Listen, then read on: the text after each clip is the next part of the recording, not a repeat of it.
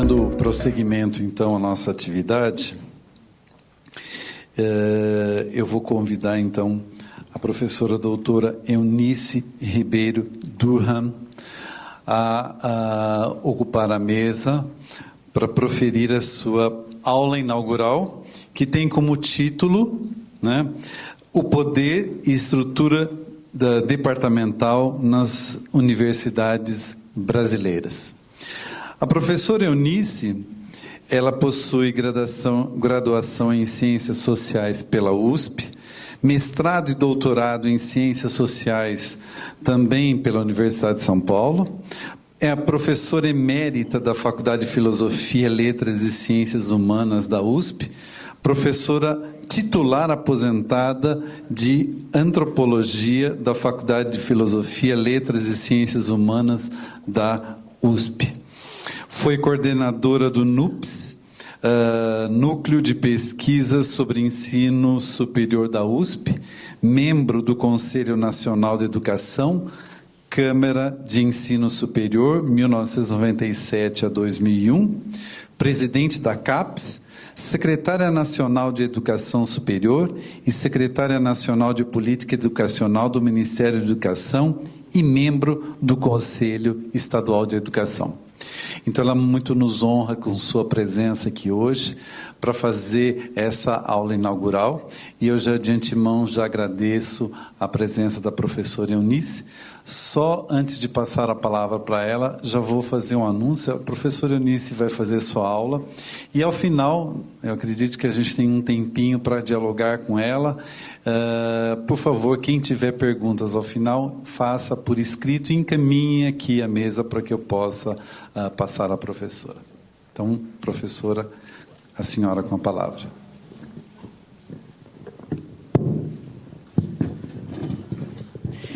Eu queria, em primeiro lugar, agradecer enormemente a oportunidade de participar desta reunião. Mas vou começar a falar um pouquinho da relutância que eu tive em aceitar. Eu tive muita relutância porque eu já estou muito idosa, para não dizer velha. E nos últimos 3 anos, eu venho gradualmente me afastando, da minha participação intensa, na questão da política de ensino superior. Então, eu estou achando que devo ter ficado extremamente antiquada já, que eu não estou mais a par das últimas notícias e das últimas transformações. Mas, apesar de eu achar que talvez não devesse ter aceito, eu vou dizer que há alguns motivos que me fizeram aceitar, por motivos de natureza muito pessoal. Eu queria participar, mesmo que eu achasse que talvez não devesse, e eu queria, por uma porção de motivos. O primeiro, na verdade, é o fato de ser uma discussão sobre o departamento. Há 25 anos que eu venho propondo, nas diferentes cargos que eu tenho ocupado por aí, que era preciso discutir mais profundamente a questão da estrutura da universidade. Eu luto há 40 anos pela mudança da estrutura da universidade e, digamos, o departamento é um elemento muito importante nessa discussão. Então, que realmente se começa a discutir isso, eu achei que eu queria muito estar presente, porque e para dar os parabéns à instituição, por fazer e iniciar uma discussão tão importante. O segundo é o caso de ser uma escola nova, uma escola que mostra, digamos, uma agitação para criar novos cursos com novas perspectivas. Eu acho que isto é alguma coisa que não acontece muito dentro da nossa vida universitária. E o fato de ser uma escola de gestão, eu acho que é gestão e liderança, é alguma novidade. E eu acho que as novidades são as coisas que mais precisamos dentro da universidade. E a terceira, porque é da Unesp. Eu tenho uma relação familiar com a Unesp. E por isso é que o fato desse professor estar aqui, me apresentando, me é particularmente cara. Meu pai foi diretor da Faculdade de Marília, da Unesp. Durante muito pouco tempo, cerca de 6 anos, e ele saiu quase chorando da universidade. Né? Ele era professor da USP, foi convidado e assumiu a Marília, mas depois houve um problema na USP em que ficou sem nenhum professor titular dentro da Faculdade de Educação, e ele teve que voltar, porque era a única pessoa que podia assumir. Mas ele voltou com muito pesar. E a segunda é que o meu marido fez a sua carreira acadêmica no Brasil inteiramente na Unesp. De modo, como eu digo, eu tenho parentesco com a Unesp, né? Eu não sou filha da Unesp, não é? Mas eu sou um parente afim, não é? Talvez eu seja enteada da Unesp, não é? E cunhada da Unesp, não é? E conheço um pouco da Unesp em função dessas relações de parentesco. Então, essas foram as razões que me levaram a aceitar. E daí, para pensar como é que eu ia falar, mas, na verdade, não vou falar exatamente aquilo que está escrito aí. Que eu pensei, o que é que eu posso falar, já que eu sou tão velha? Não é? Acontece que a idade, ela tem vantagens e desvantagens. Não é? A grande desvantagem é que a gente já está muito cansado, em parte desiludido, a energia é muito menor e a memória é péssima. Mas essas coisas dificultam muito a vida intelectual, especialmente a memória. As palavras faltam, eu esqueço o nome do autor, não é? Perco o ano, essas coisas não é, são muito desagradáveis.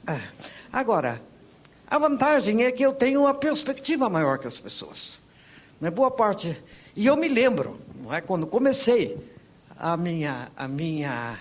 não a minha vida universitária, quando eu comecei a discutir o problema da reforma universitária, quando houve, não é, o governo militar, em 64 eu tinha já 32 anos, mas não era um calouro dentro da universidade.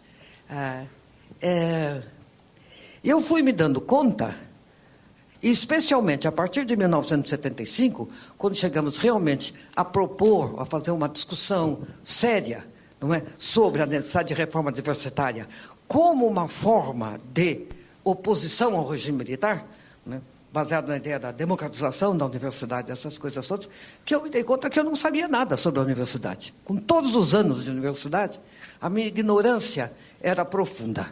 E descobri ainda que não era só minha. Boa parte de nós que estávamos naquele momento discutindo a reforma da universidade, não tínhamos nenhuma ideia, na verdade, do que a universidade efetivamente era, de qual era a sua estrutura, a organização. E a gente, então, partia de uma visão que é muito criticada por um dos melhores autores de estudos sobre a universidade, que é chamada visão ideal. A gente parte de uma ideia, e a primeira palestra que eu dei sobre esse assunto começava daí. Né? É muito fácil dizer como é que a gente quer, a universidade que queremos. Não é? Então, todo mundo quer. A universidade do primeiro mundo, não é? A universidade que faz pesquisa, de ensino, extensão, que é democrática, que é de excelência. E muito poucas pessoas se perguntam, ou realmente começam a analisar, por que não temos essa universidade? Todo mundo está falando há tanto tempo que essa que a gente quer. Não é? De início era fácil, não, porque o governo militar não deixa. Mas não é verdade. Quando caiu no governo militar, não é, eu ainda tinha a ilusão de que a gente ia ter assim uma enorme florescência de novas ideias, de estruturas em alteração, de inovações. Não aconteceu nada. Não é? Todo mundo criticou a reforma de 68 e, para o meu grande espanto, quando acaba o regime militar, nós ainda continuamos com a mesma reforma e até hoje, apesar dos esforços da LDB, praticamente nós vivemos ainda na mesma universidade daquele tempo, com os mesmos departamentos em grande parte, e em grande parte ainda com os mesmos cursos. Então, esta questão, e as pessoas continuam a discutir, né, sem saber. Isso é uma coisa que, digamos, uma pessoa da minha idade perturba, embora eu entenda, né? Porque quando eu entrei também não sabia. Acontece que, como a universidade, boa parte da movimentação é feita pelos alunos, né? Os alunos sempre entram sem saber nada. Né? Eles não têm ideia da universidade. Então, ficam exatamente, não é, no mesmo ramerão que nós estávamos, não é, há 50, 40 anos atrás, não é, fazendo grandes propostas ideais e absolutamente irrealizáveis, que não funcionaram em lugar nenhum do mundo, e eles também disso não sabem, não é? E reproduzem chavões de 1968, sabe? É uma coisa que, para mim, é desanimador. E não tem lugar para eles aprenderem. Eles vão aprender quando saírem.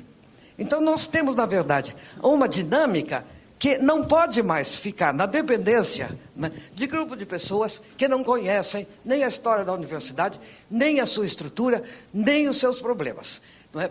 Que ficam estritamente pregando o ideal da sociedade democrática. Eu me lembro, não é, quando chegou, eu participei de tudo isso, embora com Grano Salles. Não é? Eu me lembro que quando pegou a história de que tinha que ser curso paritário, eu achei aquilo uma loucura.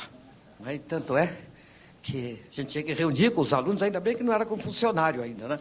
E tinha que organizar o curso. Né? Eu nunca achei que isso pudesse funcionar, porque eu dava antropologia. Os alunos não sabiam nada de antropologia. Como é que eles iam propor um curso de antropologia? Vocês não sabiam o que era antropologia, a matéria. Não dava. Não é? E tanto é que eu fiz questão de dar um curso paritário, não é? No qual, começando por perguntar para os alunos o que eles queriam estudar e mostrando que ninguém sabia, na verdade, o que queria estudar. Os poucos que sabiam era alguma coisa que não era de antropologia, de modo que eu não podia dar, não é? E acabei, então, fazendo ligeiras sugestões daquilo que seria politicamente importante. Eles acreditaram, não é? Então, eu trabalhava naquele tempo com imigração rural urbana. A imigração rural urbana é importantíssimo, porque isso não é, está todo envolvido com a questão da luta de classes. Não é? Você está transformando a população, está mudando, não é? Então nós precisamos saber isso. Tá? Então, concordaram. Primeira coisa que eu mandei, eles tinham que consultar, tudo para fazer junto, né? Consultar o recenseamento para ver como é que era a questão da imigração, não é? O volume, a direção, etc. Ninguém foi capaz de consultar nada. Aí, resultado, eu, na verdade, sabia. Eu tinha estudado. E eu comecei, então, a dar aula, como costumava dar antes, e ficaram quietinhos, estudaram. Ouviram tudo. Porque, sabe, há certas coisas que não dá para tomar o pé da letra. Você realmente precisa fazer essas coisas com os estudantes. O professor trabalha com o estudante. O professor aprende com o estudante também. Ele aprende, em grande parte, não é com o que os estudantes não entendem do que ele quer falar. Daí a gente tem que estudar para poder esclarecer o estudante. Não é? Mas daí há esse tipo de política, não é, de nós. Porque, daí eu cheguei a propor uma coisa que ninguém aceitou, que foi, já que somos todos iguais, que dividir o salário dos professores com os alunos. Porque não tem cabimento, não é que a gente está aprendendo tudo junto, não é um recebe e outro não. E essa não pegou, essa ideia até hoje ficou em suspenso. Então esta questão, não é, de entender a universidade, quando se tem uma longa história e se participa, não é, dos centros de decisão, você tem uma visão diferente de quando você não está nos centros de decisão. E se falou muito, não é, numa coisa que o saber é poder, mas há uma outra coisa também, não é, que vem do Lukács. São o lugar da sociedade na qual você pode ter uma visão hegemônica. Não é do banco do estudante. É, na verdade, no centro de decisão. Você tem que ter uma experiência de ter passado pelos centros de decisão ou ter uma experiência de pesquisa na área, na verdade, para poder compreender. E aí a liderança é importante. Sabe, porque eu acho que você tem que discutir, você tem que ouvir, não é? Mas é necessário que você tenha um cabedal de conhecimento para que você possa localizar as questões e colocar as questões e os problemas que são realmente importantes para serem solucionados, para você poder andar para frente e realizar, pelo menos parcialmente, os ideais que são demonstrados. Então, a pesquisa, inclusive a pesquisa da gestão, eu acho que é fundamental nessa visão. E aí, digamos, estudando, eu li história da universidade, eu li sistemas universitários do mundo inteiro, não é?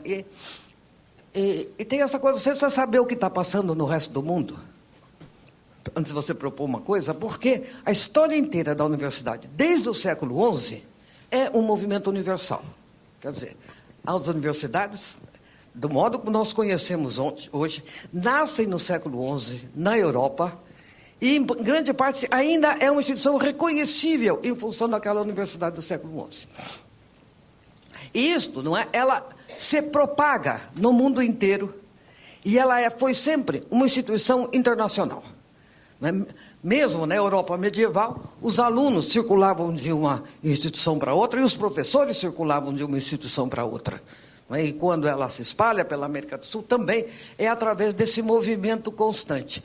Então, nós não inventamos a universidade no Brasil. Aliás, nenhum país tem uma universidade igual aos demais. Mas todos têm, não é, certas bases que são comuns. E é necessário, então, que a gente analise, a partir desta base estrutural, para poder pensar as reformas. E é necessário que a gente veja, na medida em que viver dentro de uma tradição, ou você, quando você entra, não é, e tem uma visão mais ou menos a partir do seu ponto de vista e do seu umbigo, né, que isso não é necessariamente a visão da totalidade, e que muito do que você vê, você, na verdade, não percebe que vê. E muito, não é, do que existe, você não vê. Porque a gente trabalha em função de estruturas de pensamento que são absolutamente tradicionais. Por exemplo, eu vou dar uma praga brasileira, não é, que vem desde o início, não é, da nossa história, que é o fato, não é, de que diploma universitário deve dar direito ao exercício de uma profissão. Isso, digamos, isso é um absurdo. Escolas profissionais, propriamente dita, direito, medicina, devem fazer isso. Agora, no resto do mundo, você tem cursos superiores que não dão direito ao exercício de uma profissão. Nos Estados Unidos, aliás, a graduação não dá direito ao exercício de profissão nenhuma. Não é? Nem, na verdade, boa parte dos cursos de graduação na Europa, que são cursos de formação geral, não é? De formação do caráter, inclusive, não é, da pessoa e da formação, da cultura germânica, não é, que não dá direito à profissão. Você tem que fazer isso depois, ou ao lado, em outro lugar.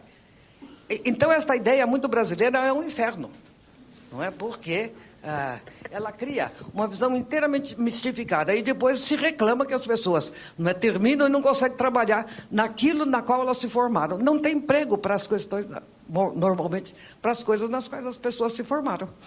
Porque os nossos diplomas são restritos, a não ser o quê? Administração. O curso mais, os dois cursos de maior número de alunos no Brasil são administração e direito. E por quê direito e administração? Porque as pessoas vão ser advogados, vão ser administradores, etc. É porque isso dá uma possibilidade muito ampla no mercado de trabalho. Com curso de administração, você pode, se não vou fazer mais nada, pelo menos, não é, tomar conta do seu orçamento. Não é? Você pode fazer com esse curso, não é, pode até fazer uma excelente fábrica de pipocas, não é? Pode organizar um grupo de pipoqueiros, você pode fazer uma porção de coisas.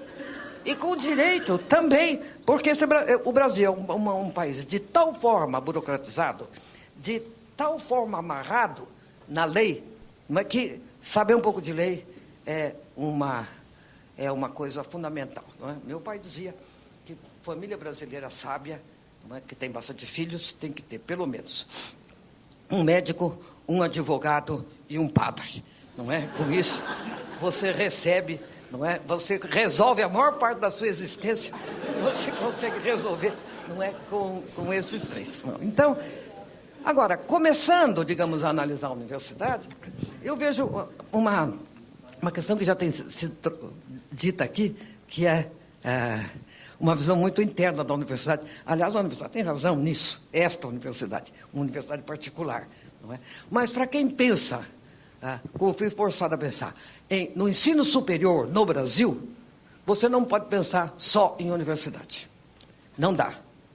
Mas porque se você diz que nós temos aqui mais ou menos 30%, o equivalente a 30% da faixa etária de 18 a 24 anos, embora a parte dela seja mais velha, não é? Mas é a relação na universidade, e há países que têm mais de 80%. Quando você analisa esses países que têm mais de 80%, não é? menos da metade está em um curso chamado universitário. A maior parte do sistema com outro tipo de instituição de ensino superior. E isto é absolutamente necessário.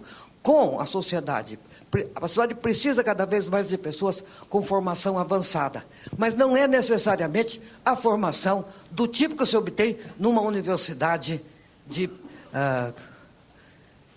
primeiro mundo ou de competição. Nós temos algumas dessas, mas nós não podemos pensar o sistema em todas essas. E essas que nós temos, que são as públicas, elas têm que assumir um duplo papel. São 30% mais ou menos que estão na universidade. Desses, menos de 30% está em instituições públicas. Mais de 70% está em instituições privadas. E essas poucas instituições públicas que nós temos, tem dois papéis importantes. Um, na verdade, é lutar para ser alguma coisa, não é? De formação de uma elite que seja competitiva ao nível mundial. Mas nós temos que ver a outra coisa também. Nós temos que dar, não é, uma educação para grande parte da população que não vai e não tem condições e nem interesse e nem capacidade para ser pesquisador. E nós estamos todos, dentro da universidade, voltados para formar pesquisador. Não podemos fazer só isso. Nós temos que ter uma visão local da nossa inserção dentro da sociedade. E não só produzir para o exterior, mas produzir o quê? Produzir o livro didático, produzir o livro que pode ser lido, não é? Pelos nossos alunos de ginásio.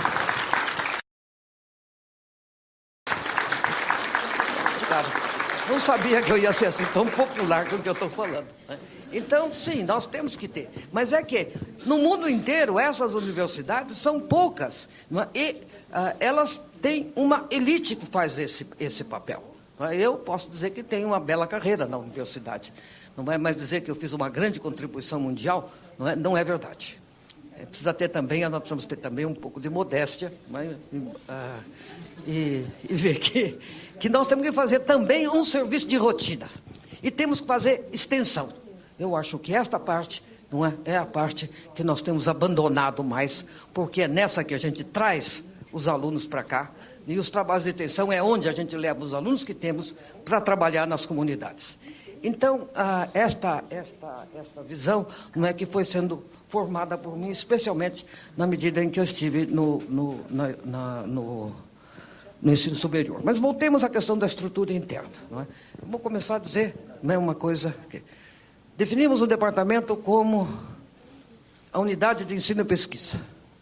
Eu começo dizendo, não é uma unidade de ensino e não é uma unidade de pesquisa. Por que não é uma unidade de ensino? Porque todo o ensino, todos os cursos que nós temos, são multidisciplinares. Eles envolvem mais de uma unidade, a não ser que uma unidade tão ampla. Deveriam, pelo menos, envolver mais de uma unidade. Todo o sistema de créditos foi para fazer esta abertura, de que o aluno não deve ficar preso numa instituição apenas. Ele pode ter acesso ao conjunto da universidade. E mesmo, digamos, em cursos tão fechadinhos, como de ciências sociais, que é na qual eu sempre trabalhei, ele tem, na verdade, antigamente era um departamento só. Mas, mesmo quando era um departamento só, ele tinha geografia, história, estatística, filosofia. O que mais que tinha? História, filosofia. E essas quatro, pelo menos. E economia. Sabe?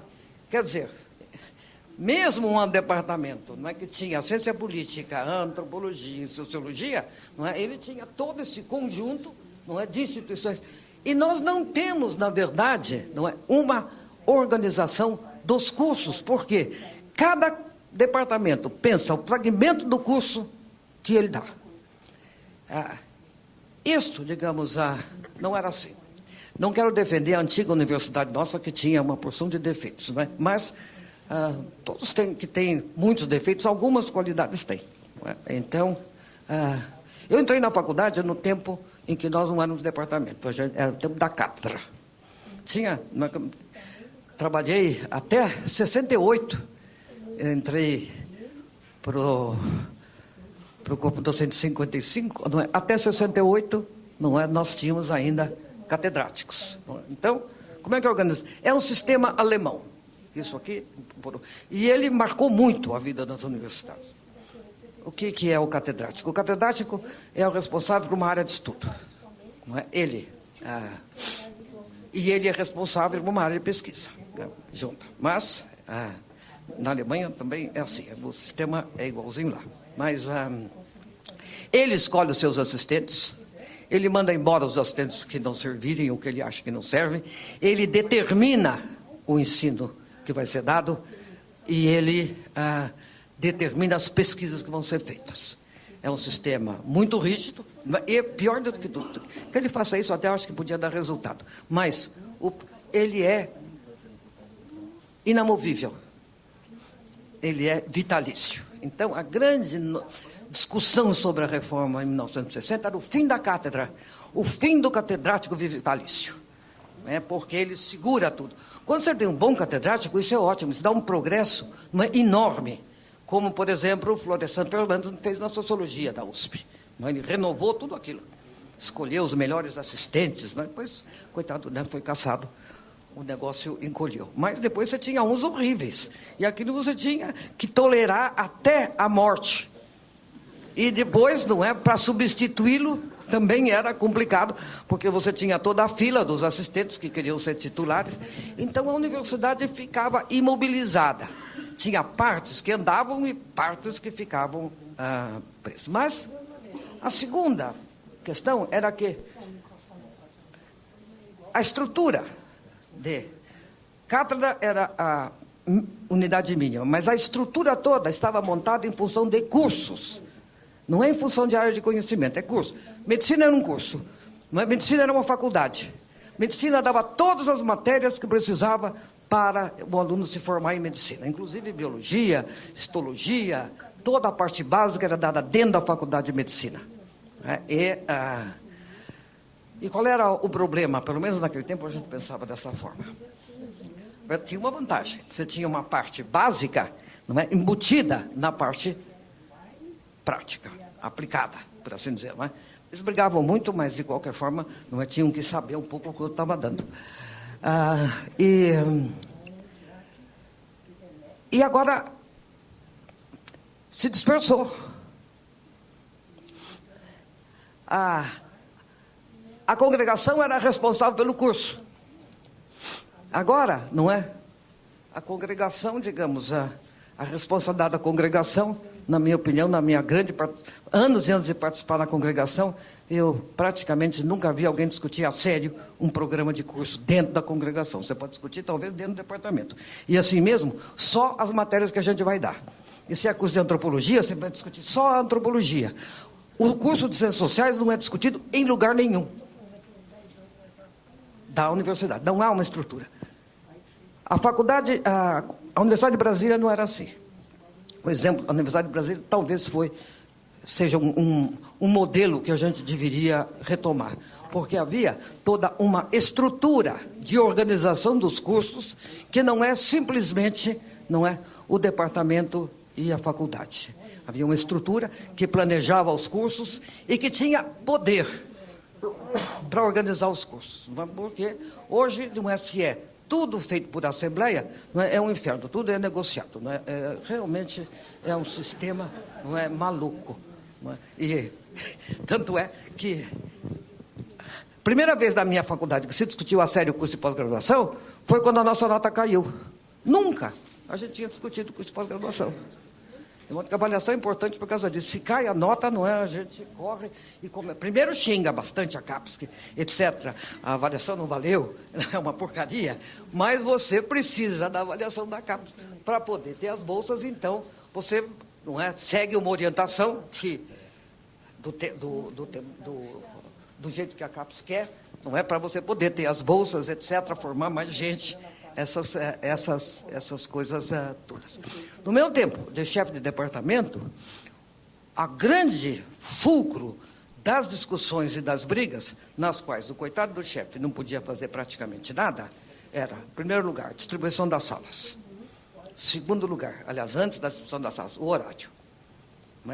Como chefe de departamento, eu tinha que ficar dentro da estrutura democrática. eu tinha que ficar implorando para a professora aceitar uma aula na sexta-feira à noite. E na segunda de manhã, sabe? Quer dizer, não há autoridade, sabe? Alguém tem que ter autoridade para dizer, tem que dar aula todos os dias, né? E nós temos que distribuir professores para todos os dias, e vou distribuir dessa e daquela forma. Finalmente consegui alguma coisinha que foi o seguinte, fiz 2 regras. Em primeiro lugar, ninguém vai ser obrigado a dar aula segunda e sexta. E ninguém vai ser obrigado a dar aula nem segunda, nem sexta, 2 anos seguidos. Bom, daí então isso acomodou um pouco, não é? Porque você poderia distribuir isso de tal forma que esse aqui é o ano que você vai dar sexta-feira, não é? E acabou. Agora, a questão das salas foi impossível resolver. Não é? A briga continuou e continua, creio, até hoje, não é? Porque cada um quer a sala melhor que a outra, com os móveis melhores que outros, é um inferno. Então, e também, então, por isso, o departamento fica preso nessas questões. Então, e a pesquisa? A pesquisa é do departamento? Pode ser que haja algumas pesquisas no departamento, mas que eu saiba, as pesquisas são feitas por grupos dentro do departamento, quando muito, se não feitas por um professor que tem bastante aluno de pós-graduação. A unidade aí passa a ser o professor da pós-graduação, não é? E ninguém ouse dar palpite na pesquisa que ele vai fazer, não é? Ele faz a pesquisa que ele quer, não é? E é este a unidade da pesquisa.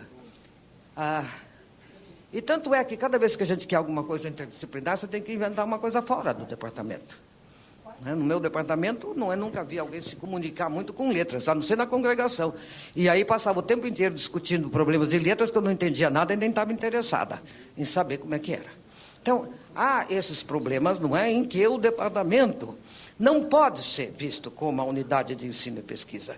Ele tem que ser uma unidade através da qual órgãos responsáveis façam a distribuição do pessoal docente e a distribuição dos recursos e das linhas de pesquisa. Aliás, a pesquisa vai ser inútil, porque realmente tudo depende de recurso externo. Então, quem manda na pesquisa não é o departamento, é o camarada que conseguiu a verba.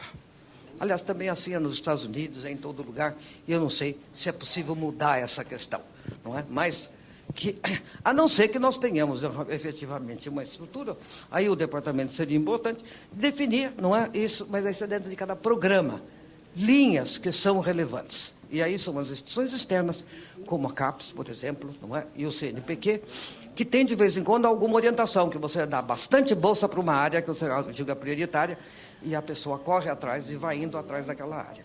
Mas a responsabilidade da universidade por organizar pesquisas que sejam relevantes para o país é mínima. O poder é zero, quase.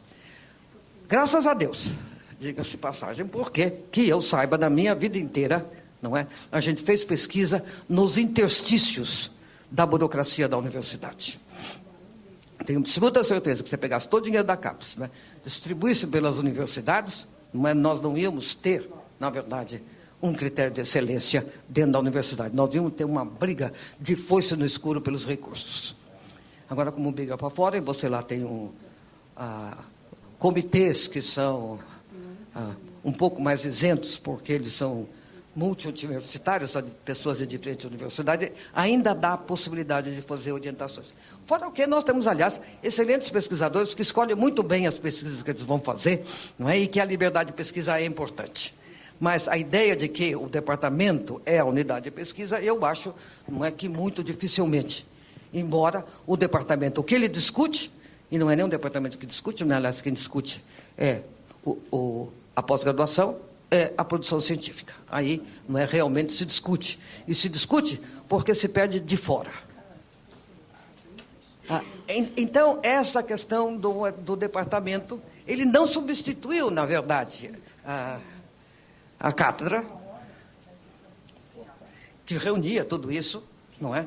E o poder de decisão sobre o ensino e a pesquisa, que estava, de fato, centrado na congregação, porque a congregação era pequenininha, só catedrático que fazia parte da congregação, eles decidiam tudo por lá. Então, nós não temos mais, na verdade, órgãos com poder suficiente. Nós temos as comissões, as comissões, o cérebro, a comissão de pós-graduação, a comissão... Aumentou tanto o número de comissão do meu tempo de pré-68, que no meu departamento não era um inferno você conseguir nomear as pessoas para as comissões. Tinha tanta comissão, não é, que você tinha que participar, que praticamente, quando o departamento era pequenininho, não é, todo mundo tinha uma participação em alguma comissão, ou do departamento, não é, ou da comissão de graduação, da comissão de pós-graduação, da comissão de extensão, não é, ou então tinha que representar o departamento na congregação. Então, digamos, há uma dispersão. E esta forma de decisão, isso eu acho que é uma coisa importante, não é, para a gestão, é uma forma muito burocrática, porque ela é uma forma, isso eu devia ter trazido um PowerPoint para vocês, me desculpem, não é? Porque a organização que nós temos hoje, que é, não é, departamento, faculdade, comissões de departamento, comissões de faculdade, não é? Depois, não é, comissões depois os conselhos de pesquisa, de extensão, disso e daquilo. E depois, o conselho universitário, são estruturas inteiramente verticalizadas. Não há comunicação horizontal. Se você quiser fazer, digamos, uma modificação que lhe permita uma colaboração com um departamento de uma outra instituição, você tem que passar isso, não é? Pelo seu departamento, pela comissão da sua faculdade, pela comissão, pela congregação da faculdade, o outro, para chegar ao conselho universitário, e o outro que vai colaborar, a mesma coisa, ele tem que passar por todos esses canais. E é engraçado que quando se criou os conselhos, eu sou contra os conselhos, esses conselhos de pesquisa, o que eu acho que devia ter era comissões básicas, comitês. Mas o que acontece, então? Quando você chega no nível mais geral, digamos, o comitê de extensão, não é? Eu quis fazer na universidade, aliás, cheguei a fazer um curso de extensão que se chamava A Escola e o Professor na Luta contra o Preconceito. Era um curso para professores da rede pública, não é, para combater o preconceito na sala de aula. Interessante, né? Bom, agora, foi um inferno, porque era um curso que tinha pessoas do NUPS, não é? E da Faculdade de Educação. A Faculdade de Educação e o NUPS não conseguiam chegar a um acordo. Nós não sabíamos como é que ia receber o dinheiro, porque o NUPS não era uma instituição que receba o dinheiro, não é que eles iam dar. Ele foi pôr o conselho de extensão. No conselho de extensão, digamos, não havia ninguém dessa área. Então, como é que um conselho de extensão, não sei quantos departamentos unidades tem, umas 50 pessoas de lá, das quais tinha uma da Faculdade de Filosofia, não é? E esse era de Letras. Não tinha nenhuma pessoa dentro do conselho que entendesse do assunto. Então, o que faz um conselho que não tem assessor qualificado para fazer os pareceres, não é? E ele decide sobre tudo, de todas as unidades. Ele cria regras. Daí, você tem que ter umas certas regras, ele fica se você está correspondendo às regras. Você burocratizou toda a decisão. Então, não é só a questão do departamento, é como é que o departamento se insere nessa estrutura inteiramente verticalizada, de tal forma que o departamento A e o departamento B não têm autonomia para decidirem que eles vão fazer uma coisa conjuntamente, tem tudo passar por cima para depois descer. Uma unidade não tem autonomia para fazer um curso junto com a outra unidade, que isso vai ter que passar lá pelo Conselho Universitário para descer tudo outra vez. Né? Então, acontece que essas coisas são resolvidas ao nível da pesquisa por causa da verba dos departamentos. Como a pesquisa precisa de muita verba, então você faz o projeto. Agora, nas ciências sociais, pelo menos na universidade, houve um tempo, agora parece que parou um pouquinho, não é? Em que você estava criando instituições fora da universidade para poder fazer a pesquisa. O NUPS mesmo foi um desses. É um centro interdisciplinar, não é? E, então, E o centro interdisciplinar, quando você cria de cima para baixo, é um centro assim. Tem um representante de cada unidade que vai estar funcionando lá. Não é assim que pode funcionar. O que nós queríamos eram pessoas que tivessem uma experiência de ensino superior, não é? Onde elas estivessem. E não que a Faculdade de Economia resolvesse mandar um representante para trabalhar no nosso centro. Ele não estava fazendo pesquisa nessa área, o que ele tinha que fazer lá? Nada. Então, a estrutura departamental, ela vai se tornando complicada, não é porque não há, na verdade, dentro da universidade, um núcleo no qual você efetivamente... A faculdade que tem só um curso ainda ajuda, sabe? Na faculdade de medicina, eles às vezes discutem isso, né? Como é que tem que ser um novo curso de medicina? Dá uma briga danada, depois eles não conseguem mudar, mas, em todo caso, isso não leva em conta, não é a fisiologia, a biologia e a genética, que eles vão ter que estudar em outro lugar. Então, é esta questão. E o Conselho não cumpre essa função. Ele não cumpre essa função porque ele é representante de cada uma unidade, que não tem a competência para discutir esses assuntos particulares. De modo que dá cada angu, na minha universidade também. Outro dia eu soube um barulho que teve meia hora do Conselho Universitário, 1 hora do Conselho Universitário foi tomada por uma questão de importância absolutamente crucial. Do Departamento de Matemática, os professores tinham colocado cadeado nas suas portas com medo que roubasse os computadores. Daí, então, houve um grande protesto dentro da faculdade, não é? E daí não dava para resolver, apelaram... Não, primeiro, no departamento não conseguiu resolver, não tinha autoridade para saber se podia ou não podia fechar a porta com cadeado, não é? Porque, de um lado, você precisava proteger o seu equipamento, mas, de outro lado, você tinha possibilidade de um incêndio, então alguém precisava abrir a porta, e se deixasse a chave com o bedel, de noite não tinha, de modo que você não podia entrar lá.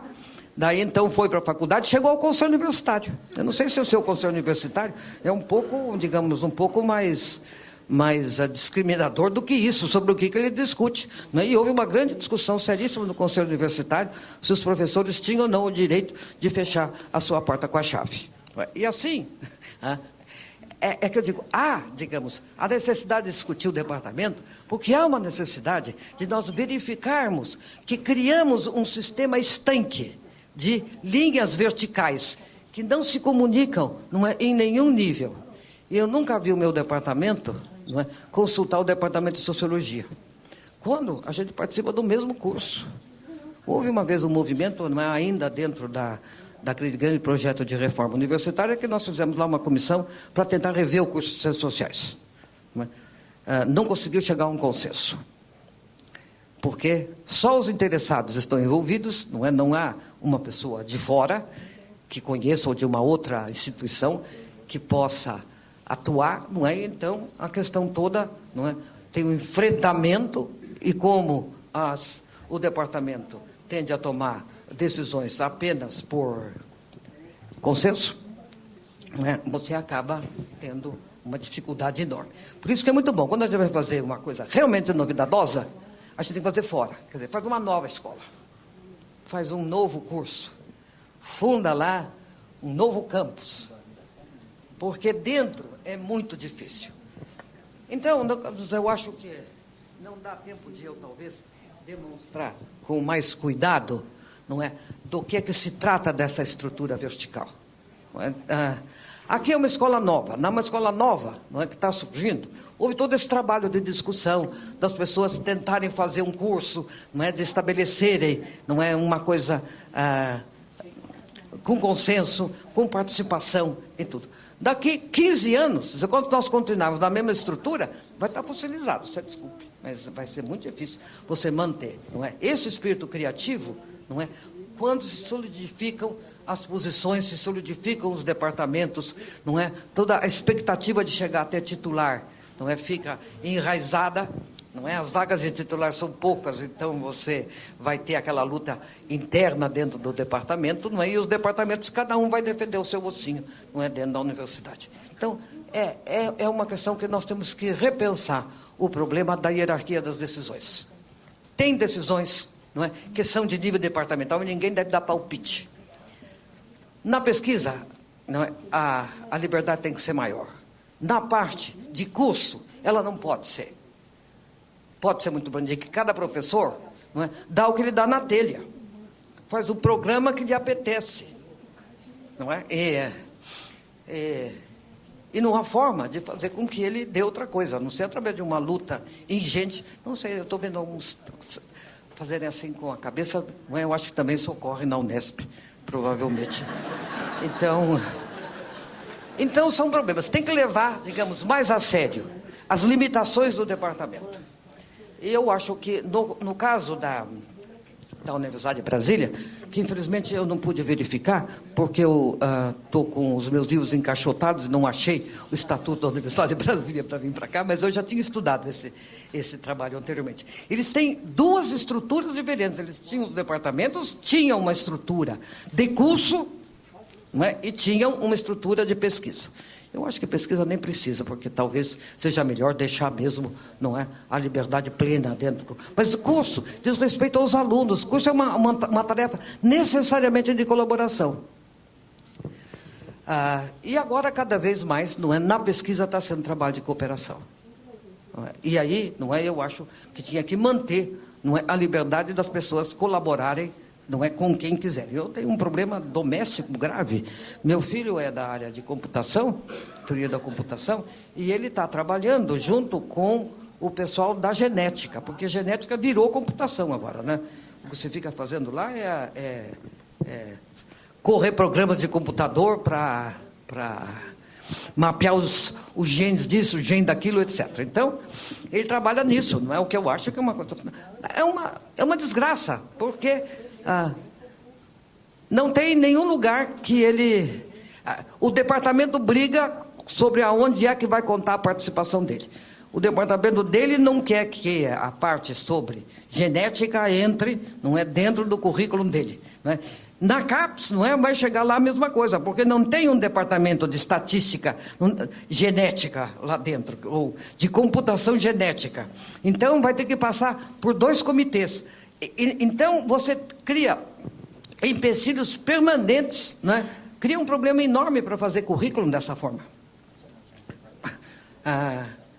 Então, este problema, não é? Que eu ainda... não tenho uma solução aqui, eu já tive uma proposta uma vez nessa direção. Nós precisamos, não é, pensar o departamento como uma área, não é, central de distribuição de pessoal, não é? E de aprovação de grupos de pesquisa. O que lhe dá, não é, uma outra estrutura.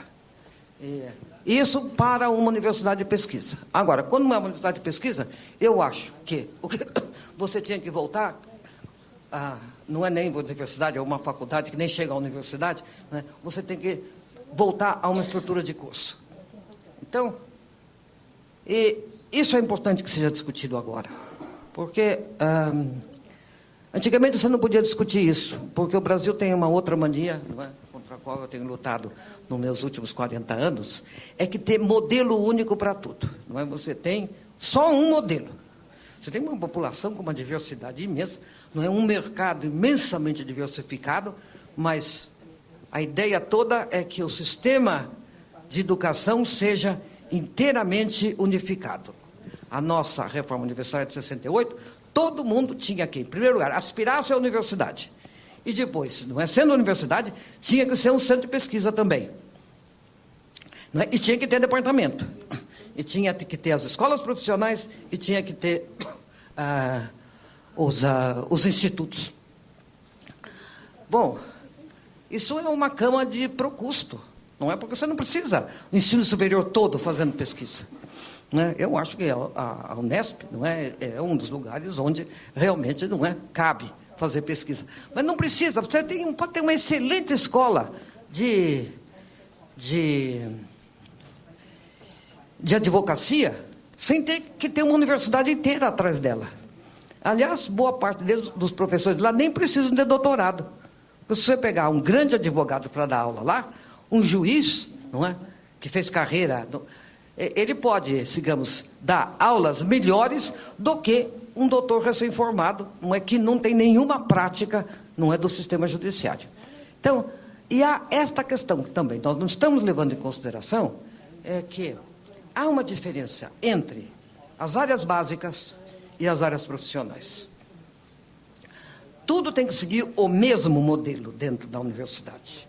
Então, eu passei uma vez, algum tempo, indicado pelo governador, no Conselho Universitário de Campinas, da Unicamp. Bom, estavam aumentando a orquestra. Toda vez era um inferno, porque os músicos não tinham doutorado. Então, não tinha doutorado, não é? Não podia entrar na carreira. Não é? Eles tinham que ter só um saláriozinho pequeno. Então, não é, toda a reunião do conselho ficava aquele negócio de ter que inventar doutor honoris causa para todos os músicos da universidade para poder eles fazerem a carreira. Fora, digamos, o problema que nós tivemos sempre na USP, que era o Artigas, não é? Que ganhou inúmeros prêmios internacionais, considerado um dos maiores arquitetos do Brasil, e que era auxiliar de ensino porque não tinha feito doutoramento em arquitetura, ele só era arquiteto. Né? E assim também, você pode ter, não é, um grande engenheiro que trabalha com usinas elétricas, não é, barragens, não é? E se ele não tiver doutorado, ele não pode dar aula na universidade. Sabe? Quer dizer, então, médico é a mesma coisa.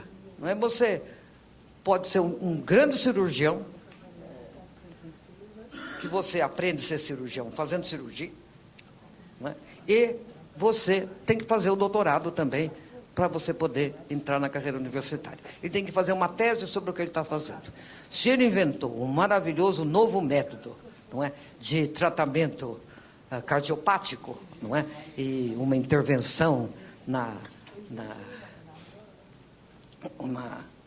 uma nova técnica cirúrgica, por exemplo, não é?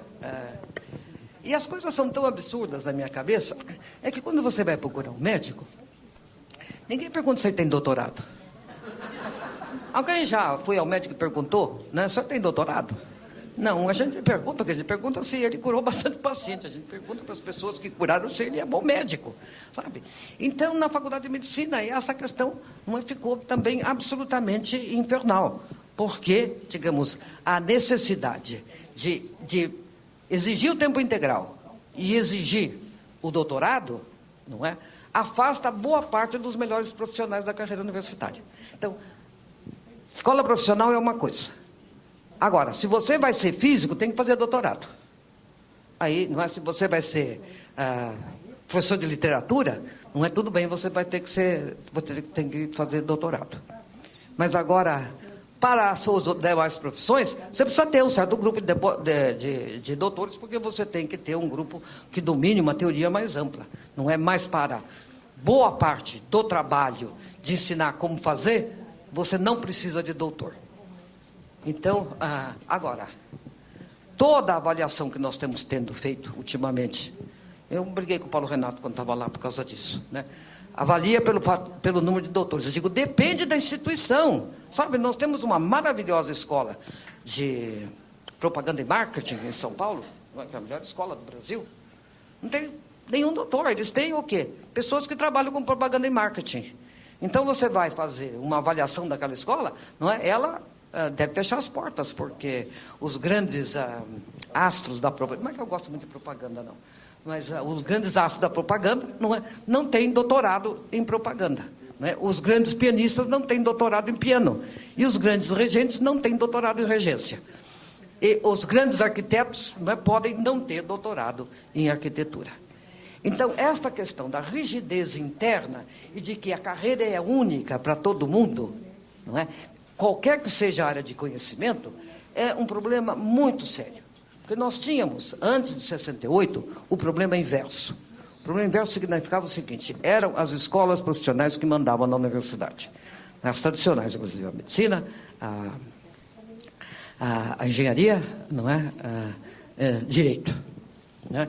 E um pouquinho lá também entrava um pouquinho de odontologia, farmácia, essas coisas. Mas eles mandavam na universidade. Então, eles tinham um modelo, não é, que era básico das escolas profissionais. Com a mudança de 68, que foi a mudança que foi feita para desenvolver a pesquisa, aquelas escolas não faziam pesquisa, ou faziam muito poucas. Eles não valorizavam muito a pesquisa. Para desenvolver a pesquisa, criamos um sistema de departamento. Não é? Mas acontece que com essa criação do departamento, né, o doutorado, que é uma carreira muito lógica e básica para as ciências básicas, que são a maioria hoje, ele tem que servir para todos os departamentos. Né? Os departamentos também são diferentes. Nós temos que pensar em diferenciar departamentos, diferenciar funções e tentar, uma coisa que é mais importante, diminuir a burocracia. Eu quero que se conte aqui dentro, não é? Faça um grupo de pesquisa para ver quantas assinaturas e quantas instâncias tem que passar um mero projeto de curso. Quantas assinaturas, não é, vai ter que passar um projeto da CAPES. Antigamente era ótimo, sabe? A CAPES dava o dinheiro direto para o orientador. Não passava por nada da universidade. Era muito mais flexível. Tem que passar pela universidade? Será que o conselho de pesquisa tem que verificar se esse professor pode, não é, receber, ou esse grupo de pesquisa pode receber uma verba, não é, da CAPES CNPq, para o qual tem que firmar um convênio? Ou é só o diretor que pode resolver isso? Então você vai passando, não é? Essas coisas é preciso pensar. O que é que pode ser resolvido em cada nível? Eu acho que isso é uma questão fundamental de gestão.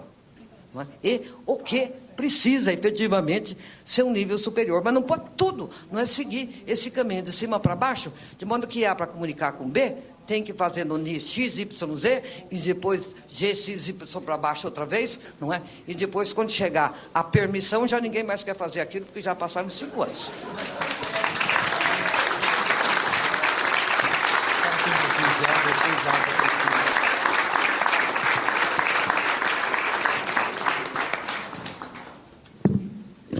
Bom, eu acho que nós temos um tempinho, né, para fazer perguntas ainda, aproveitando a professora Eunice. Se alguém tiver, então, alguma pergunta, pode encaminhar. Eu acho que não precisa fazer a pergunta por escrito, também, porque é uma outra coisa, é difícil fazer pergunta por escrito, até escrever, mas eu vou pedir para uma das moças me ajudar, porque eu esqueci o meu aparelho auditivo em casa. Então, a não ser que vocês falem bem altinho, não é, eu não consigo ouvir. Então, se ficar uma mocinha aqui, vocês podem levantar a mão e fazer a pergunta. Você que está encarregado assim, você vai dando a palavra aqui para as pessoas, não é? Eu posso passar o microfone. Eu fico aqui com o tradutor perto do meu ouvido para eu poder responder as perguntas. Bom, professora Eunice, eu já tenho 2 perguntas aqui que me foram encaminhadas. Mas eu gostaria de começar fazendo uma pergunta, que é o seguinte, professora. A senhora falou que, na verdade, muitas vezes a questão do ensino, ela não está propriamente no departamento, porque ele é fragmentado, e ele se ocupa sempre de uma parte do curso. Bom, eu não sei se a senhora sabe que na Unesp nós temos uma instituição que é o Conselho de Curso. Então, nós temos o departamento, mas além do departamento, nós temos o conselho de curso. E esse conselho de curso, ele tem a abrangência do curso todo. Então, a minha pergunta seria assim: a senhora acha que a instância de mediação deveria ser propriamente esses conselhos de curso e não os departamentos? Não, é só essa. Tá. Como ele é o responsável aqui pela sessão, eu vou responder primeiro, não é ele, que é o seguinte, não é? Cada curso tem que ter um conselho, que não é o conselho do departamento, sabe? Porque você precisa ter pessoas que entendam do conjunto do curso. Não, mas não é o conselho do departamento, é o conselho do curso. Do curso, cada um individualmente. Isso. Então, a Unesp está de parabéns, porque os brasileiros têm esse. Espero que depois disso não precise passar para o conselho de graduação, porque daí já ficou resolvido nesse nível. Né? Mas aí tem. Agora, a USP não tem esse conselho de curso. Então, agora, precisa saber o poder que o conselho de curso tem, sabe? Porque, você veja, na hora da contratação, os conselhos decidem sempre em função da pesquisa. Mas as necessidades de ensino não são levadas em consideração. Né? Então, você vai contratar o melhor pesquisador. Agora, tem áreas que você precisa enormemente de professor muito capaz de trabalhar nas séries iniciais. E se não há alguém que esteja pensando o curso no seu conjunto, não é? E tendo a autoridade para dizer, tem que contratar para esta área, para aquela outra, não é? É melhor do que nada. Mas o problema é a autoridade que ele tem de tomar a decisão e a responsabilidade sobre isso. Porque senão volta tudo, digamos, a um grupo de vizinhos que você faz como você quer, eu faço como eu quero, não é, ninguém se chateia. Uhum.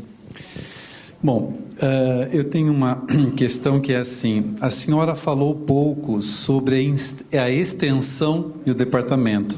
Peço 2 palavrinhas a respeito, a questão da extensão na universidade.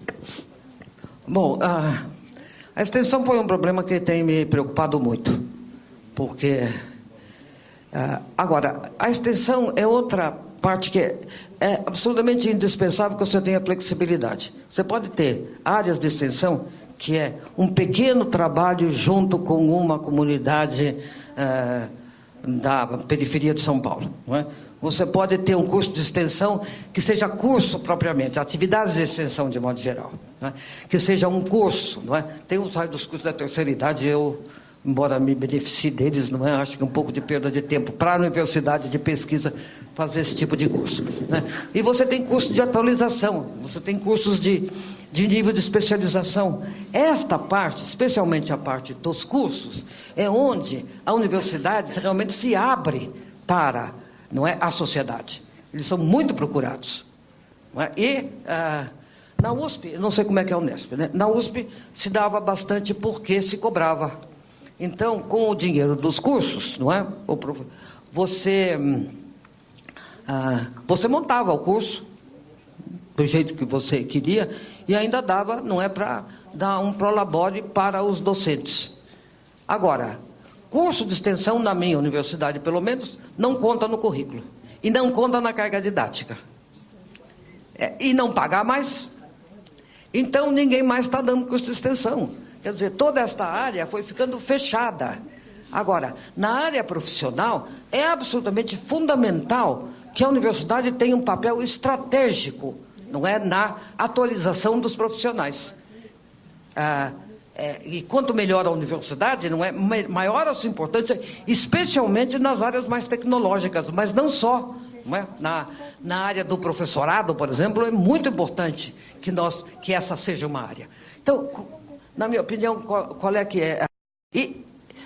E nos pequenos projetos que dizem respeito, ou grandes projetos que dizem respeito à comunidade, elas são uma área essencial para os alunos saírem simplesmente do pensar sobre e começar a fazer coisas.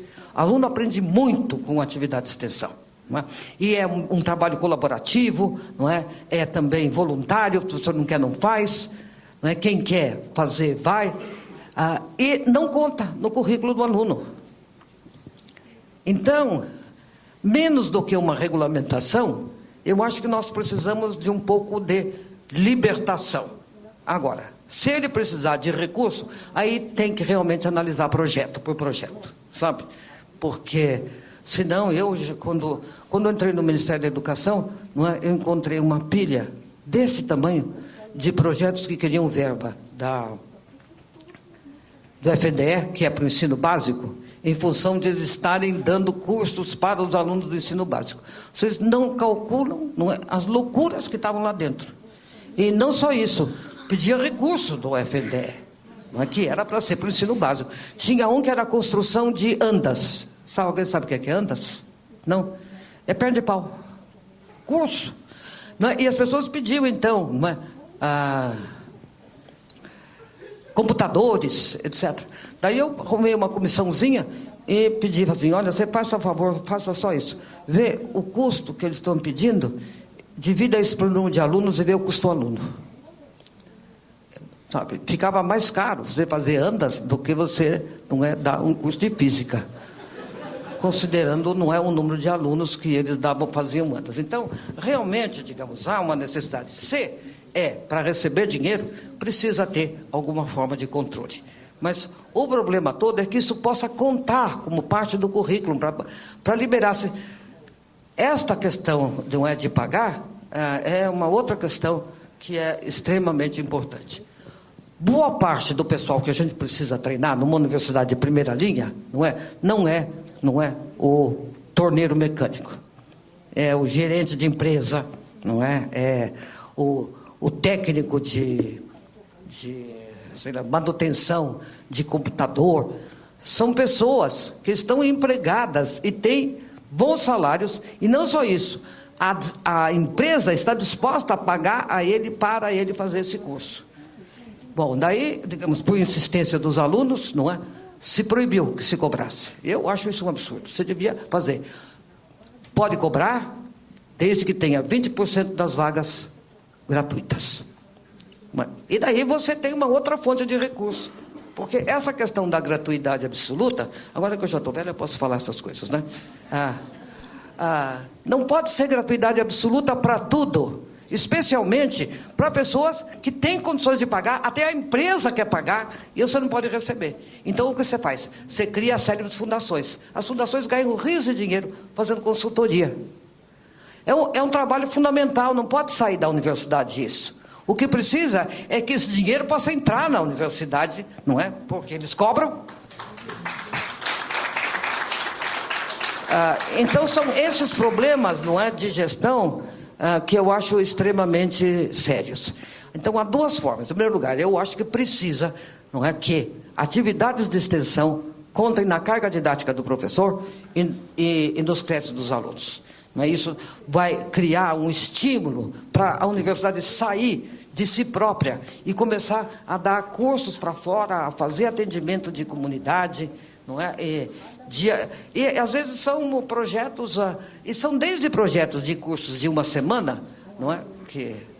Até projetos, digamos, de anos, que você pode elaborar. E não pode tirar essa flexibilidade. Tem que deixar, não é, que os alunos de ciências sociais, não é, ou de economia, ou de administração, resolvam fazer uma assessoria por um grupinho que está fazendo uma fábrica de vassouras, não é? Ótimo. Ele faz aí essa assessoria para aquele grupo, ele aproveita, um professor dá uma orientação geral, fiscaliza, não é? E ele faz lá, os alunos trabalham um mês, não é? E aquilo contou como é um trabalho intelectual, é uma formação, não é? Isso conta. Então, muita coisa você não precisa fiscalizar, outras coisas precisam ser fiscalizadas. Então, aí precisa um pensamento bastante sério. Mas se a gente não abrir essa possibilidade, os professores não vão fazer, porque você trabalhar a mais, quando está todo mundo te cobrando a pesquisa, mas ninguém está cobrando a extensão, não é? E você trabalha a mais e ainda de graça, não é? Também é um pouco muito. E que o aluno também faça isso, além do seu trabalho. E eu acho que não é para dar bolsa para o aluno fazer isso, não. É que contar crédito para o aluno.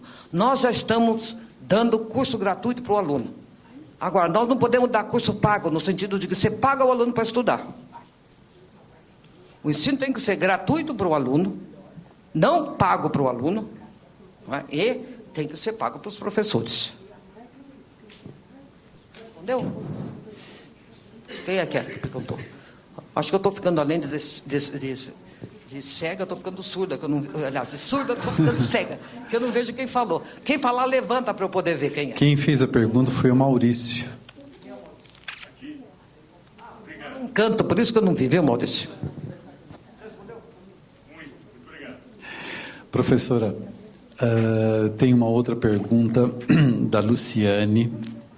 Ela começa fazendo uma exclamação: parabéns, professora. Poderia falar sobre o papel educacional da universidade na atualidade, tendo em vista o desenvolvimento da pessoa, descartando no produtivismo?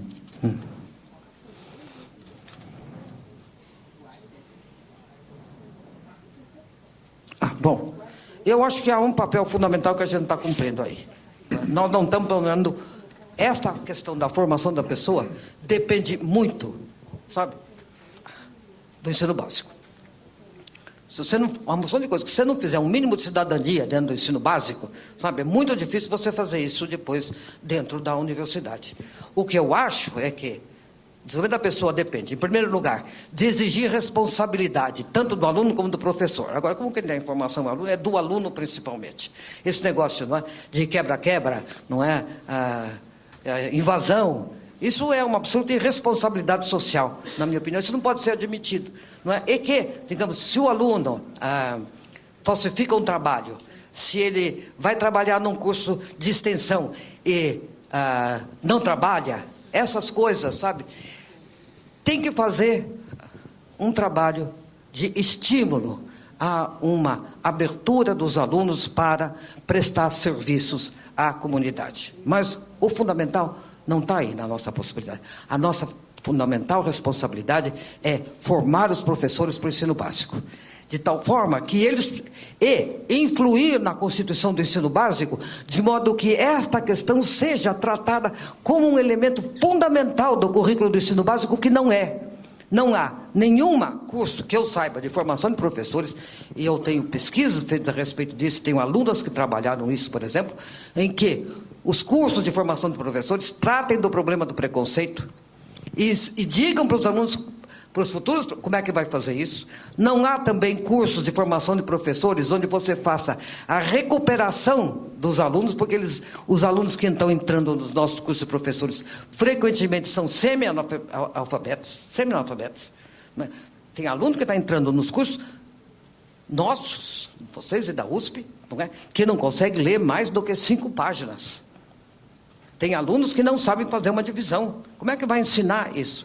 E os nossos cursos de pedagogia só ensinam teoria pedagógica, não é? Ou observação pedagógica. Tem nenhuma prática pedagógica. Os estágios consistem em um aluno visitar umas escolas, observar e fazer um relatório. O que deixa os professores dessas escolas, não é, absolutamente irritados com aqueles moleques e molecas que vão lá para fazer crítica do que eles estão fazendo com os alunos. Trabalho mesmo não tem mais. Não tem.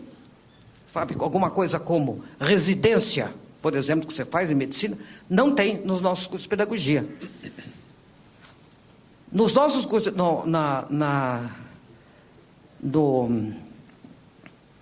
nas diretrizes curriculares do curso de pedagogia, isso é a minha luta que eu faço, não é? Há 10 anos, não tem. Há 2 menções sobre ensino, 2. São 19 artigos, 45 itens. São 2 itens do artigo 5º, que o primeiro diz que o curso, que os professores formados nesse curso deverão saber, não é, dar aulas de geografia, história, etc., para os diferentes níveis de idade. O que significa diferentes níveis de idade? Significa que eles vão capacitar isso para qualquer idade, não é? E o segundo, como é que é mesmo? Bom, o segundo, digamos, não me lembro mais, mas exatamente, sabe? Em 10 páginas, você menciona 2 vezes, sequer fala de ensino básico. Você fala de ensino básico, não é? Você não fala das séries iniciais. Você vai formar professor das séries iniciais, ela não é mencionada nenhuma vez.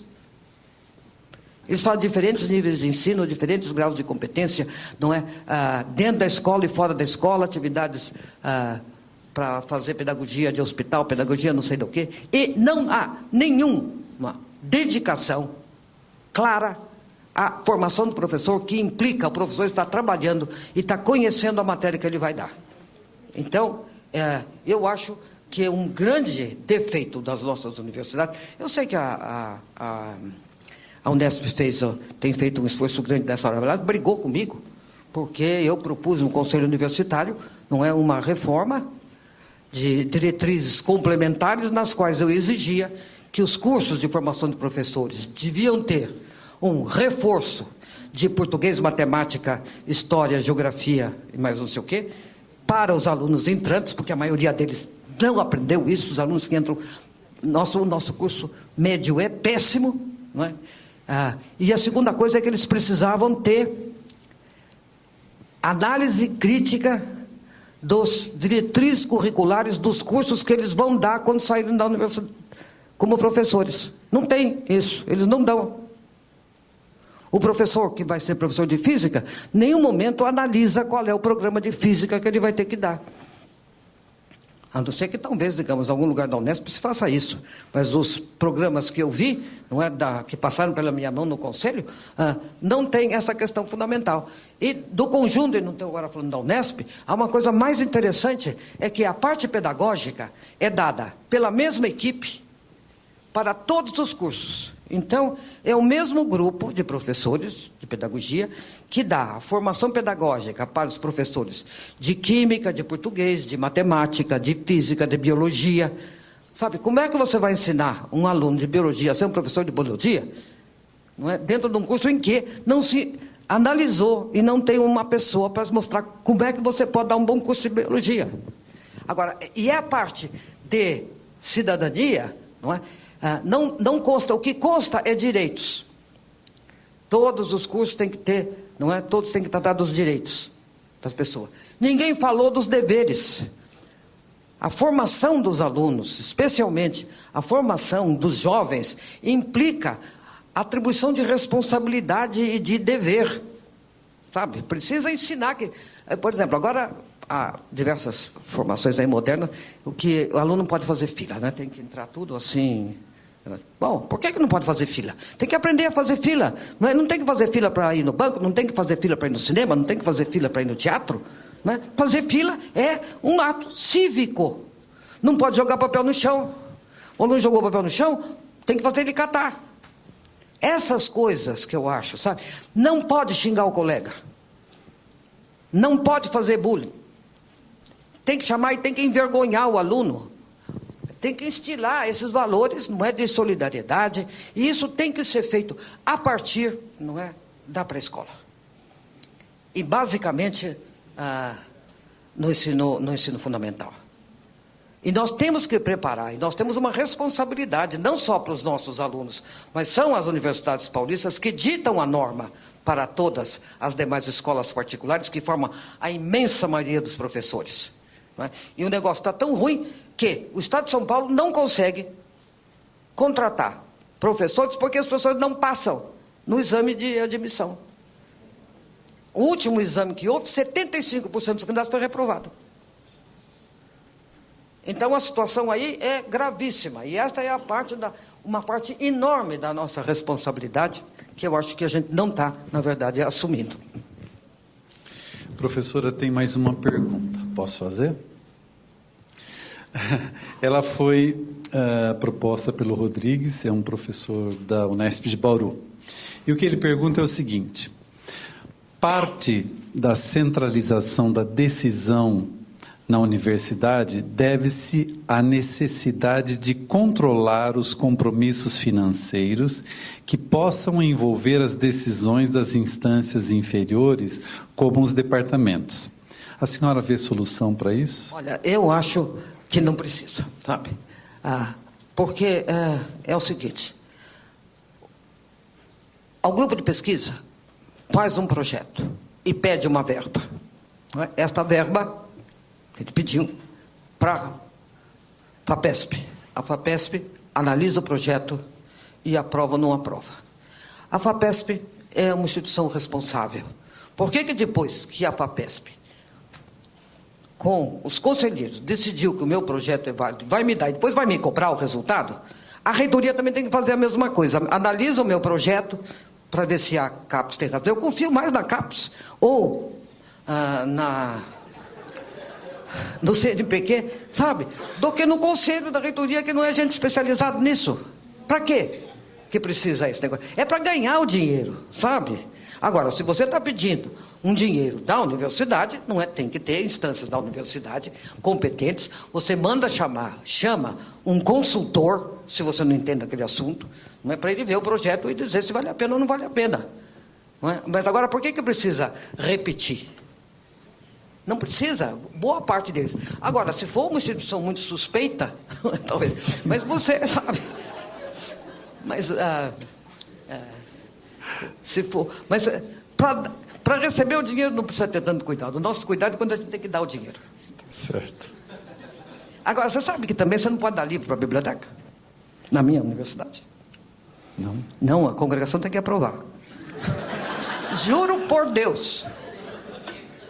Olha, a dificuldade para receber a biblioteca do Mindlin, você não imagina o que foi. Eu imagino. Pois é, você imagina, né? Então é isso, sabe? Eu queria fazer uma proposta aqui final, que é a seguinte: temos uma faculdade de gestão agora, né? Vamos fazer um esforço de fazer as propostas de o que é que efetivamente precisa ou não precisa assinar. O que é que pode ser resolvido lá no livro? É descentralizar. A nossa visão foi todo o contrário. Quando fez os conselhos de pesquisa e extensão, teoricamente era para descentralizar. Não descentralizou nada, só criou mais um degrau. Porque então, não é? Para chegar no conselho de tem que passar também por esse. Então, esta questão do sufoco burocrático, e talvez vocês nem se deem consciência, porque eu entrei numa universidade que era muito mais livre. O professor arrumava o dinheiro, fazia a sua pesquisa, não é? E eu mesmo, não é? Fiz pesquisas com dinheiro de instituições, não é? Nunca precisei pedir permissão para ninguém. Quer dizer, a universidade não me deu palpite para fazer se eu podia fazer a minha pesquisa ou não podia fazer a minha pesquisa. Você está... Porque ela não está dando dinheiro. Então, não é... E se é uma instituição que tem... todo o NUPS foi, graças a Deus, fundado numa época, não é, em que ainda não tinha essa proibição.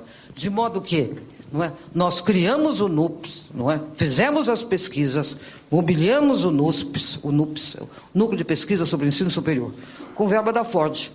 A Ford depositava, mandava a verba direta e depositava uma parte nos Estados Unidos. Fizemos a biblioteca com a verba de lá. Que era muito mais fácil, né? Agora, tem uma lei que você não pode mais fazer isso, porque você só pode comprar livro através de livraria brasileira. Você não pode comprar direto. Então, você paga muito mais caro. E há livros que você não pode comprar, porque há livros que a livraria não tem interesse.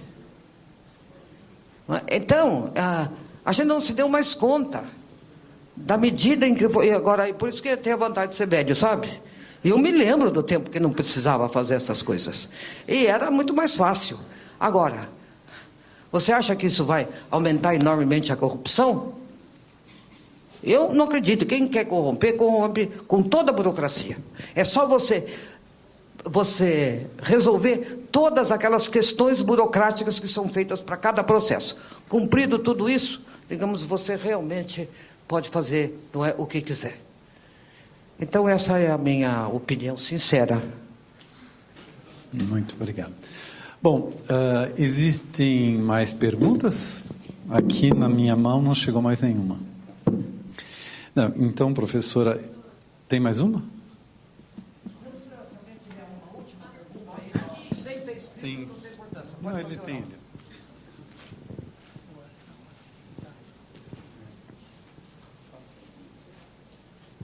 Gostaria de saber da professora se a mesma relação com a pesquisa poderia ser feita com a pós-graduação no departamento de ensino. Será que nós teríamos autonomia para enviar, por exemplo, os projetos direto para a CAPES e não ser verticalizado?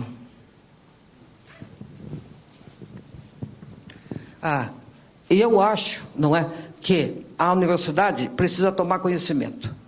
Ela precisa, não é, você para enviar para a CAPES tem que deixar uma cópia na universidade. E a universidade tem que verificar quem ganhou dinheiro, quem não, por quê, qual é o nível IBL, tem que fazer a avaliação. Sabe o que eu acho que não precisa? Você tem que a universidade tem que verificar o seu projeto antes de enviar para lá. Porque nós, a não ser que você tivesse lá um grupo muito específico que fosse fazer realmente uma análise do valor do projeto, que nós não temos, não é? A CAPES tem, é para isso que ela está lá.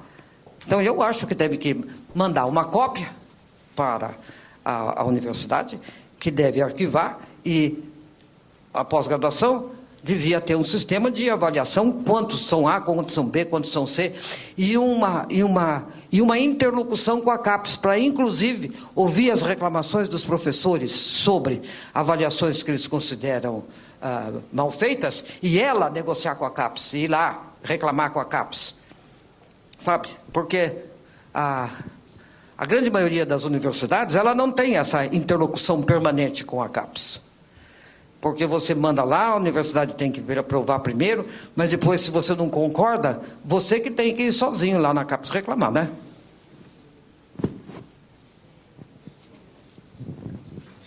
Tem que saber. E se o seu curso vai indo mal, ela tem que agir. E fechar, se quiser.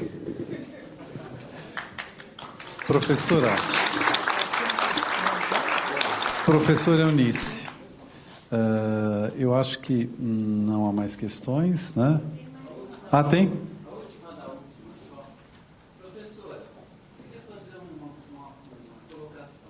Em geral, o projeto da CAPES,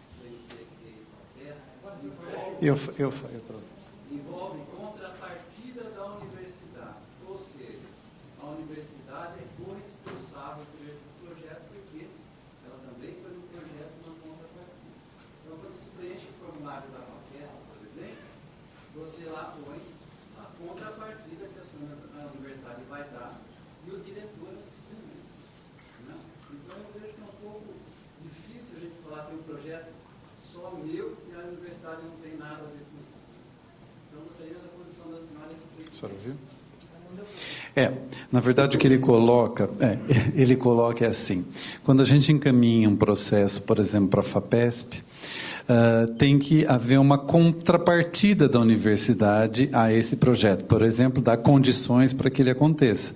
E normalmente o projeto ele é assinado, inclusive, pelo próprio diretor, assegurando a viabilidade do desenvolvimento daquele projeto.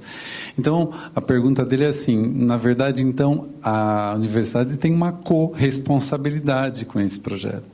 Realmente a FAPESP, nesse ponto, não é uma impressão nova da FAPESP.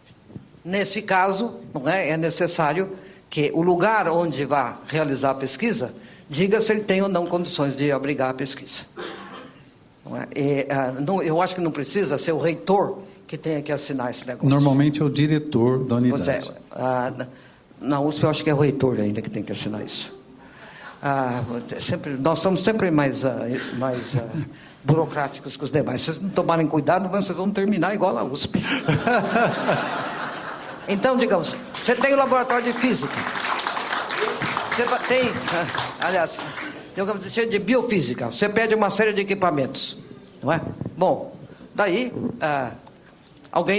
você recebe a verba, precisa saber se tem condições materiais de tomada para poder ligar os equipamentos. Isso é uma coisa razoável. Agora, antigamente era bem melhor, porque você que não tinha tomada, a gente pedia a instalação elétrica junto com o projeto. Aí, se você tem que pedir para a universidade, não é? Aí os departamentos ou a faculdade tem que resolver se ela tem ou não condições de dar aquele recurso.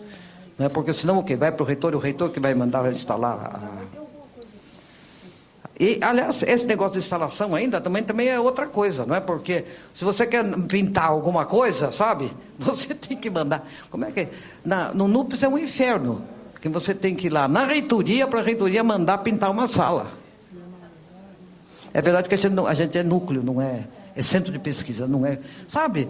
Eu acho isso tão absurdo. Mas não pode ser pela direção do instituto? Não pode ser via direção do instituto? Não somos instituto, nós somos um núcleo de pesquisa. Mas então, o núcleo de pesquisa não está dentro de não dava, agora acabou, não pode mais. Agora tudo é pela reitoria. Então, estou dizendo, não é que eu não estava brincando. Se vocês não tomarem cuidado, vão terminar todos iguais à USP. Bom, professora... Espero que eu tenha respondido também essa questão. Então, ele pergunta, né? É preciso, quer dizer, tem as condições lá? Então, o diretor atesta. Não tem as condições, aí você pede para a reitoria. Se ela pode dar.